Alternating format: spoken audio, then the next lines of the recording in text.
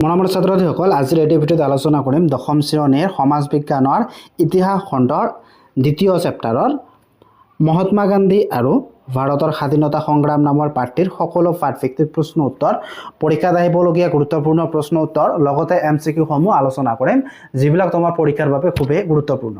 তো ছাত্ৰ-ছাত্ৰীসকল, মই অকল অনুশীলনীৰ প্ৰশ্ন উত্তৰখিনি নহয়, যিবিলাক তোমাৰ পৰীক্ষাৰ বাবে খুবেই গুৰুত্বপূৰ্ণ এনেকা প্ৰশ্ন উত্তৰখিনি আলোচনা কৰিম। এক নম্বৰ প্ৰশ্নত কি কৈছে? জালিয়ানৱালাবাগত পুলিচৰ নিৰ্বিচাৰ গুলীচালনাৰ ফলত কিমানজন লোকৰ থিতাতে মৃত্যু হৈছিল? তো ইয়াৰ উত্তৰত তোমালোকে লিখিবা 379 জন। তাৰপিছত 2 নম্বৰ প্ৰশ্নত কি কৈছে? কোন তাৰিখে গান্ধীয়ে ল' 9 ভংগ কৰিবলৈ দাণ্ডিলৈ যাত্ৰা আৰম্ভ কৰিছিল? তো ইয়াৰ উত্তৰত তোমালোকে লিখিবা 1930 চনৰ 12 মাৰ্চত। তো ছাত্ৰ-ছাত্ৰীসকল, মই অকল অনুশীলনীৰ প্ৰশ্ন উত্তৰখিনি নহয়, যিবিলাক তোমাৰ পৰীক্ষাৰ বাবে গুৰুত্বপূৰ্ণ এনেকা প্ৰশ্ন উত্তৰখিনি আলোচনা কৰিম, অনুশীলনীৰ বাহিৰেও প্ৰশ্ন উত্তৰ মই আলোচনা কৰিম। আশা কৰোঁ তোমালোকে যদি এইটো চেপ্টাৰৰ ওপৰত তোমালোকে এইটো ভিডিঅ' চোৱা আৰু তোমালোকক আৰু বেলেগ ভিডিঅ' চাব নালাগে, ইয়াৰ পৰা তোমালোকে এইটো চেপ্টাৰত 100% কমন পেলাব পাৰিবা। তাৰপিছত 3 নম্বৰ প্ৰশ্নত কি কৈছে? মহাত্মা গান্ধীৰ জন্ম কেতিয়া হৈছিল? তো উত্তৰত তোমালোকে লিখিবা 1869 চনৰ 2 অক্টোবৰত। তাৰপিছত 4 নম্বৰ প্ৰশ্নত কি কৈছে? সত্যাগ্ৰহৰ কৌশল গান্ধীয়ে কোন দেশত প্ৰথমতে প্ৰয়োগ কৰিছিল? তো তোমালোকে লিখিবা উত্তৰত দক্ষিণ আফ্ৰিকাত। তাৰপিছত 5 নম্বৰ প্ৰশ্নত কি কৈছে? টকিঅ'ত কোনে ইণ্ডিয়ান ইণ্ডিপেণ্ডেন্স লীগ গঠন কৰিছিল? তো উত্তৰত তোমালোকে লিখিবা ৰাসবিহাৰী বসু। টকিঅ'ত ৰাসবিহাৰী বসুৱে ইণ্ডিয়ান ইণ্ডিপেণ্ডেন্স লীগ গঠন কৰিছিল। তাৰপিছত 6 নম্বৰ প্ৰশ্নত কি কৈছে? 1931 চনৰ দ্বিতীয় ঘূৰণীয়া মেজমেলত কোনে প্ৰতিনিধিত্ব কৰিছিল? তো ইয়াৰ উত্তৰত তোমালোকে লিখিবা মহাত্মা গান্ধীয়ে। তাৰপিছত 7 নম্বৰ প্ৰশ্নত কি কৈছে? কোন তাৰিখে বাল গংগাধৰ তিলকৰ মৃত্যু হৈছিল? তো উত্তৰত তোমালোকে লিখিবা 1920 চনৰ 1 আগষ্টত। 1920 চনৰ 1 আগষ্টত বাল গংগাধৰ তিলকৰ মৃত্যু হৈছিল। তাৰপিছত 8 নম্বৰ প্ৰশ্নত কি কৈছে? কোন তাৰিখে পোন প্ৰথমবাৰৰ বাবে সৰ্বভাৰতীয় স্তৰত সৰ্বাত্মক হৰতাল পালন কৰা হৈছিল? তো উত্তৰত তোমালোকে লিখিবা 1919 চনৰ 6 এপ্ৰিলত। তাৰপিছত 9 নম্বৰ প্ৰশ্নত কি কৈছে? গান্ধীয়ে কিমানজন অনুগামীক লগত লৈ দাণ্ডিলৈ যাত্ৰা কৰিছিল? তো উত্তৰত তোমালোকে লিখিবা 78 জন, 78। তাৰপিছত 10 নম্বৰ প্ৰশ্নত কি কৈছে? আজাদ হিন্দ ফৌজৰ জন্মদাতা কোন? উত্তৰ লিখিবা কেপ্টেইন সোহান সিং। তাৰপিছত 11 নম্বৰ প্ৰশ্নত কি কৈছে? কংগ্ৰেছৰ কোনখন অধিৱেশনত পূৰ্ণ স্বাধীনতা প্ৰস্তাৱ লোৱা হৈছিল? উত্তৰ লিখিবা লাহোৰ অধিৱেশনত। তাৰপিছত 12 নম্বৰ প্ৰশ্নত কি কৈছে? জালিয়ানৱালাবাগৰ হত্যাকাণ্ড সংগঠিত কৰা সামৰিক বিষয়াজনৰ নাম কি আছিল? General Dyer. তাৰপিছত 13 নম্বৰ প্ৰশ্নত কি কৈছে? গান্ধীয়ে সবৰমতী আশ্ৰমখন কেতিয়া স্থাপন কৰিছিল? 1915 চনত। তাৰপিছত 14 নম্বৰ প্ৰশ্নত কি কৈছে? ম্যানমাৰৰ পূৰ্বৰ নাম কি আছিল? তো উত্তৰ তোমালোকে লিখিবা ব্ৰহ্মদেশ। তাৰপিছত 15 নম্বৰ প্ৰশ্নত কি কৈছে? আজাদ হিন্দ ফৌজৰ মুখ্য উদ্দেশ্য কি আছিল? এইটো 2015 চনত আহিছিল। তো উত্তৰ লিখিবা ভাৰতবৰ্ষক ব্ৰিটিছ শাসনৰ পৰা মুক্ত কৰা আছিল আজাদ হিন্দ ফৌজৰ মুখ্য উদ্দেশ্য। তাৰপিছত 16 নম্বৰ প্ৰশ্নত কি কৈছে? ৰবীন্দ্ৰনাথ ঠাকুৰে কিয় নাইট উপাধি ত্যাগ কৰিছিল? তো উত্তৰ তোমালোকে লিখিবা জালিয়ানৱালাবাগ হত্যাকাণ্ডৰ প্ৰতিবাদত ৰবীন্দ্ৰনাথ ঠাকুৰে নাইট উপাধি ত্যাগ কৰিছিল। তাৰপিছত 17 নম্বৰ প্ৰশ্নত কি কৈছে? কাৰ কাৰ নেতৃত্বত ভাৰতৰ খিলাফত আন্দোলনৰ সূচনা হৈছিল? তো উত্তৰ তোমালোকে লিখিবা মহম্মদ শওকত আলী আৰু মহম্মদ আলীৰ নেতৃত্বত খিলাফত আন্দোলনৰ সূচনা হৈছিল। তাৰপিছত 18 নম্বৰ প্ৰশ্নত কি কৈছে? চৌৰি চৌৰাৰ ঘটনা কেতিয়া সংঘটিত হৈছিল? উত্তৰ লিখিবা 1922 চনৰ 5 ফেব্ৰুৱাৰীত। তাৰপিছত 19 নম্বৰ প্ৰশ্নত কি কৈছে? গান্ধীয়ে সবৰমতী আশ্ৰমৰ পৰা দাণ্ডিৰ সাগৰ পাৰলৈ ল' 9 ভংগ কৰিবলৈ গৈছিল। সবৰমতী আশ্ৰম আৰু দাণ্ডিৰ মাজৰ দূৰত্ব কিমান আছিল? এইটো 19 চনত আহিছিল। তো উত্তৰ লিখিবা 385 কিলোমিটাৰ। সবৰমতী আশ্ৰম পৰা দাণ্ডিলৈ সাগৰৰ পাৰ ল' 9 ভংগ কৰিবলৈ যোৱা সবৰমতী আশ্ৰম আৰু দাণ্ডিৰ মাজৰ দূৰত্ব আছিল 385 কিলোমিটাৰ। তাৰপিছত 20 নম্বৰ প্ৰশ্নত কি কৈছে? সীমান্ত গান্ধী নামে কাক জনা যায়? উত্তৰ তোমালোকে লিখিবা খান আব্দুল গফুৰ খানক সীমান্ত গান্ধী নামে জনা যায়। তাৰপিছত 21 নম্বৰ কোৱেশ্যনত কি কৈছে? লণ্ডনত অনুষ্ঠিত হোৱা দ্বিতীয় ঘূৰণীয়া মেজমেলত কোনে কংগ্ৰেছক এককভাৱে প্ৰতিনিধিত্ব কৰিছিল? এইটো 23 চনত আহিছিল। উত্তৰ লিখিবা মহাত্মা গান্ধীয়ে। তাৰপিছত 22 নম্বৰ কোৱেশ্যনত কি কৈছে? 1932 চনত সাম্প্ৰদায়িক বটোৱাৰা ঘোষণা কৰা ব্ৰিটিছ প্ৰধানমন্ত্ৰীজনৰ নাম কি আছিল? এইটো 2019 চনত আহিছিল। তো উত্তৰ তোমালোকে লিখিবা ৰামজে মেকডোনাল্ড। তাৰপিছত 23 নম্বৰ কোৱেশ্যনত কি কৈছে? কোনটো আন্দোলনৰ সময়ছোৱাত গান্ধীয়ে কৰিম কিম্বা মৰিম শ্লোগান দিছিল? কৰো ইয়া মৰো শ্লোগান। ইয়াত অসমীয়াত আছে, অৰিজিনেল শ্লোগানটো হৈছে কৰো ইয়া মৰো। এই কোনটো আন্দোলনত এই শ্লোগানটো দিছিল?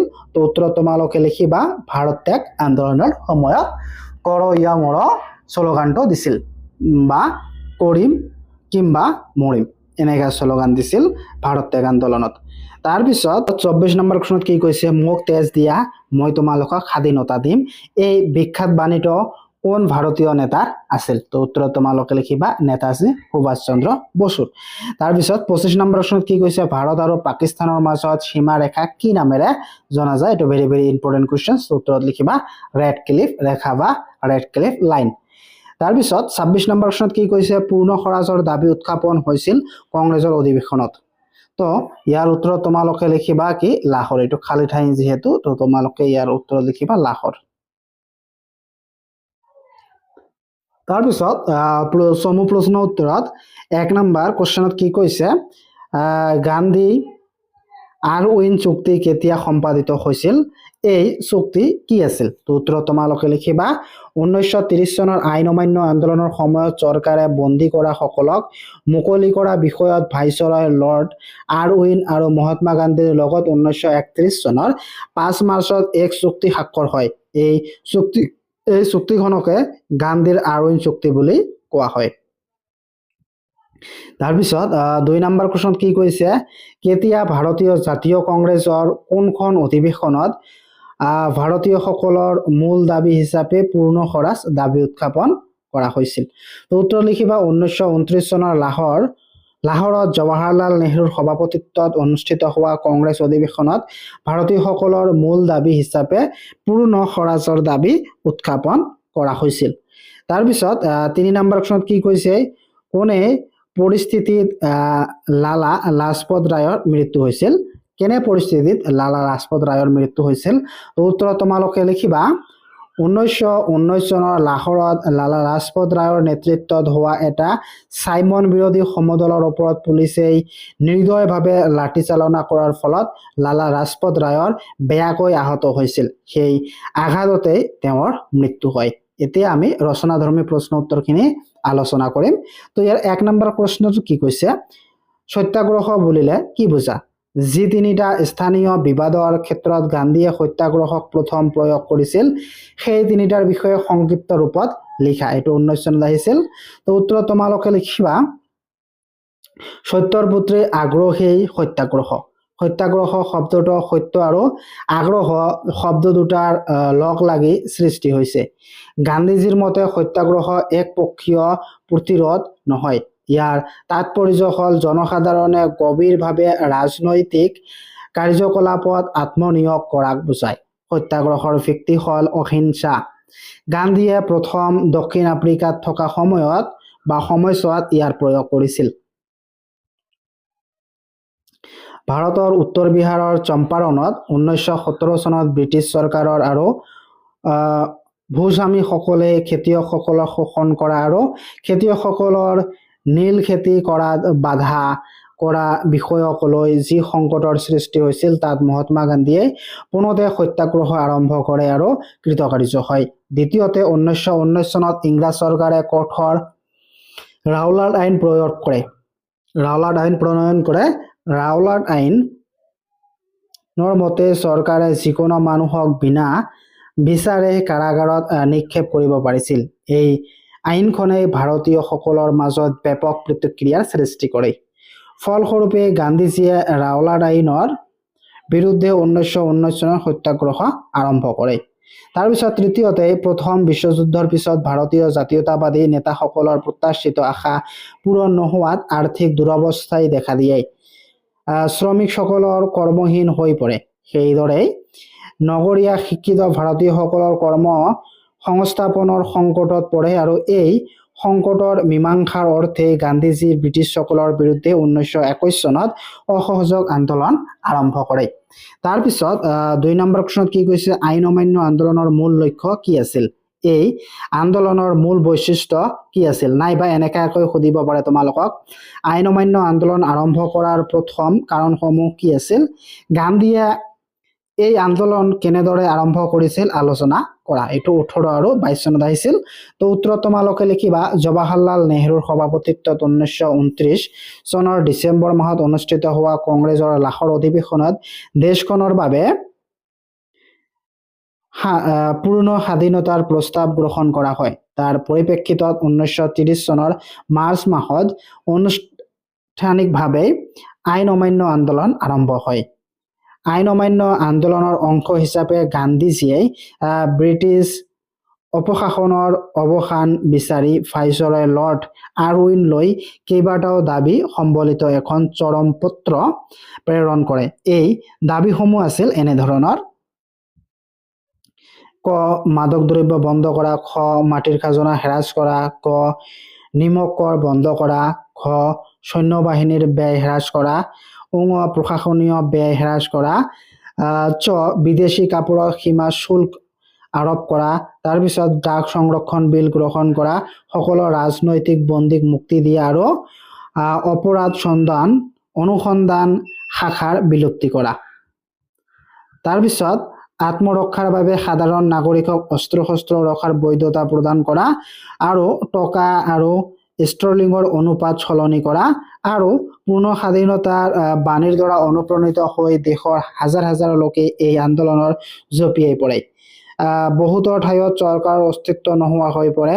হৰতাল, পেকেটিং, শোভাযাত্ৰা আদি স্বাধীনতা কৰ্মীসকলৰ প্ৰধান কাৰ্যসূচী আৰু কৰ্তব্যৰ পৰিণত হয়। হাজাৰ হাজাৰ লোক পুলিচী নিৰ্যাতনৰ বলি হয়। উত্তৰ পশ্চিম সীমান্তত প্ৰদেশৰ আব্দুল গফুৰ খানৰ নেতৃত্বত কৰ কাটাল দিয়া বন্ধ কৰে। আব্দুল গফুৰ খানৰ নেতৃত্বত লাল চোলা পৰিহিত স্বেচ্ছাসেৱী দল গঢ়ি উঠে। জনসাধাৰণে কৰ কাটাল দিয়া বন্ধ কৰে। পেছোৱাৰত পুলিচৰ আন্দোলনকাৰীসকলৰ ওপৰত গুলীচালনা কৰে। এনেদৰে আইন অমান্য আন্দোলনৰ গোটেই দেশত তীব্ৰ ৰূপ ধাৰণা কৰে। তাৰপিছত 3 নম্বৰ প্ৰশ্নত কি কৈছে, ভাৰতত খিলাফত আন্দোলন কিয় আৰম্ভ হৈছিল? উত্তৰত লিখিবা, প্ৰথম বিশ্বযুদ্ধৰ পিছত মিত্ৰ শক্তিয়ে তুৰস্কৰ ৰাষ্ট্ৰীয় অখণ্ডতা ৰক্ষা কৰা হ'ব বুলি খলিফাসকলক প্ৰতিশ্ৰুতি দিছিল। যদিও যুদ্ধৰ পিছত ইংৰাজ কৰ্তৃপক্ষই এই প্ৰতিশ্ৰুতি ৰক্ষা নকৰাত বিশ্বৰ ইছলাম ধৰ্মী লোকসকলৰ মাজত ব্ৰিটিছসকলৰ বিৰুদ্ধে ব্যাপক উত্তেজনাৰ সৃষ্টি হয়। ভাৰতবৰ্ষৰ ইছলাম ধৰ্মীসকলৰ মাজতো ইয়াৰ প্ৰতিক্ৰিয়া পৰিলক্ষিত হয়। মৌলানা চৌকাত আলী, মহম্মদ আলী জিন্না আদিৰ নেতৃত্বত তুৰস্কৰ সমস্যাৰ প্ৰতিকাৰ কৰিবলৈ ভাৰতবৰ্ষত কেন্দ্ৰীয় খিলাফত সমিতি গঠন কৰা হয়। মহাত্মা গান্ধী, মতিলাল নেহৰু, মদন মোহন আদি নেতায়ক খিলাফত সমিতিক পূৰ্ণ সমৰ্থন আগবঢ়াইছিল। সমিতিখনে 1920 চনৰ জানুৱাৰী মাহত দিল্লীত অনুষ্ঠিত হোৱা সভাত গান্ধীৰ পৰামৰ্শ মতে ব্ৰিটিছ চৰকাৰৰ সৈতে অসহযোগ আন্দোলনৰ নীতি আৰু কাৰ্যসূচী গ্ৰহণ কৰে। তাৰপিছত 4 নম্বৰ প্ৰশ্নত কি কৈছে, 1920 পৰা 1922 চনৰ গান্ধীয়ে কিয় অসহযোগ আন্দোলন আৰম্ভ কৰিছিল? ইয়াৰ কাৰ্যসূচী কি আছিল? গান্ধীয়ে কিয় এই আন্দোলন বন্ধ কৰিছিল? নাইবা এনেকৈ সুধিব পাৰে, মহাত্মা গান্ধীৰ নেতৃত্বত পৰিচালিত হোৱা অসহযোগ আন্দোলনৰ বিষয়ে আলোচনা কৰা আৰু এই আন্দোলনৰ কিছু স্থগিত কৰিব লগা হৈছিল। কিয় স্থগিত কৰিব লগা হৈছিল কাৰণ উল্লেখ কৰা।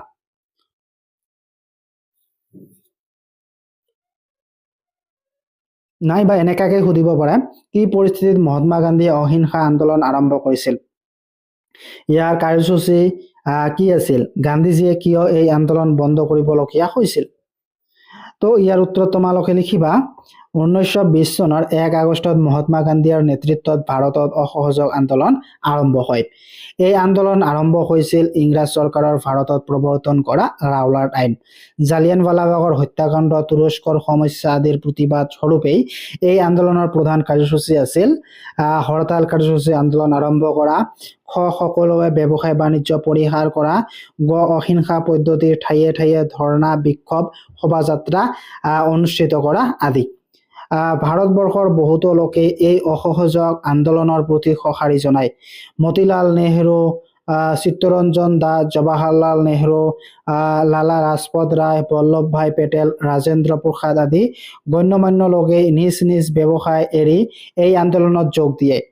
ছাত্ৰ ছাত্ৰীসকলে বিদ্যালয় বৰ্জন কৰি পেকেটিং, মাদক দ্ৰব্য নিবাৰণ আদি কাৰ্যত অংশগ্ৰহণ কৰে। ইতিমধ্যে অনুষ্ঠিত হোৱা নিৰ্বাচনত কংগ্ৰেছে অংশগ্ৰহণৰ পৰা বিৰত থাকি চৰকাৰৰ এই অসহযোগ আন্দোলনত দমন কৰাৰ কাৰণে কঠোৰ পন্থা গ্ৰহণ কৰে।